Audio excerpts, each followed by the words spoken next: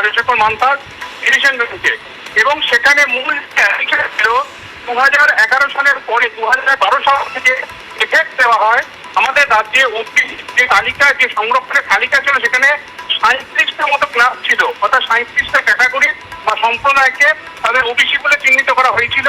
সেই 37টা ক্যাটাগরি কোনো ডিসপিউট ছিল না আদালতের মনেও, সেটা নিয়ে মামলাও ছিল না। কিন্তু তারপরে 2012 সালে নতুন আইন করে বর্তমান রাজ্য সরকার যে 66টা ক্লাসকে, সম্প্রদায়কে ওবিসির মধ্যে সম্প্রদায়ভুক্ত করা এবং এর এই কম্বিনেটরে 130-32টা ক্লাসকে ওবিসির মধ্যে রাখা, তাদের সার্টিফিকেট দেওয়া যে কাজ হচ্ছিল, শুধু তাই নয়, বিভিন্ন চাকরি, সেটা সরকারি চাকরি হতে পারে, সেটা স্কুল মাস্টার হতে পারে বা সরকারের অন্য কোনো জায়গায় হতে পারে, এই সংরক্ষণের তালিকা মেলেই কিনে এতদিন চাকরিও হচ্ছিল।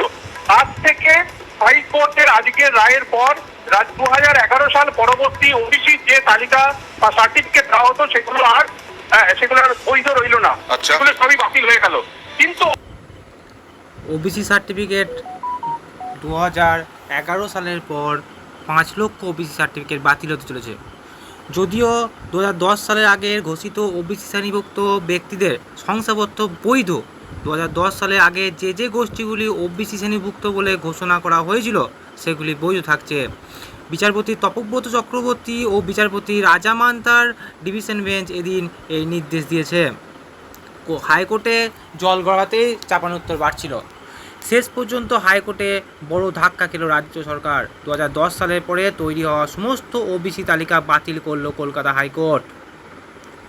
এবং এদিকে ওই ওবিসি সার্টিফিকেট দিয়ে চাকরি হয়েছে বহু মানুষের, তাহলে সেই চাকরির ভবিষ্যৎ কি হবে? উত্তর কিন্তু দিয়েছেন কলকাতা হাইকোর্ট। কোর্ট বলেছে 2010 সালের পরে ওবিসি সংরক্ষণের কারণে যারা চাকরি পেয়েছেন বা যাদের নিয়োগ প্রক্রিয়ার মধ্যে রয়েছেন তাদের চাকরি বহাল থাকবে। নয়া নির্দেশে কোর্ট বলেছে West Bengal backward classes commission act 1993 অনুযায়ী ওবিসিদের নতুন তালিকা তৈরি করতে হবে। সেই তালিকা বিধানসভায় পেশ করে চূড়ান্ত অনুমোদন দিতে হবে। বর্তমানে এই হলো আপডেট। আরও নতুন কিছু আপডেট পাওয়া গেলে আবার সঙ্গে সঙ্গে জানানো হবে। ধন্যবাদ।